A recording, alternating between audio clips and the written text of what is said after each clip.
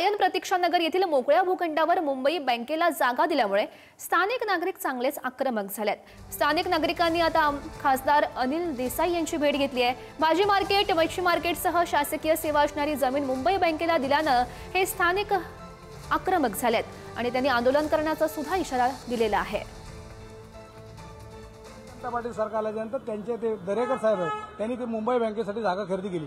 जागा खरेदी केल्याचं आम्हाला दुःख नाही, परंतु आम्ही आज 2013-2005 पासून त्याचा पाठपुरावा करत आहोत की आम्हाला आमच्या ह्या विभागातल्या लोकांसाठी मार्केट हवं, भाजी मार्केट हवं, दवाखाना हवा, पोस्ट ऑफिस हवं, पोलीस स्टेशन हवं। त्यासाठी आम्ही म्हणजे प्रयत्नशील आहोत आणि त्या ठिकाणी त्या म्हाडाच्या अधिकाऱ्यांनी सुद्धा नारळ फोडून त्याचे उद्घाटन सुद्धा केलं होतं आणि अचानक आता या सरकार आल्याच्या नंतर ही जागा त्यांना देऊन टाकली आणि आता आमच्या विभागातल्या लोकांची गरजा पुरवण्यासाठी कुठेतरी व्यवस्था करावी अशी आमची मागणी आहे।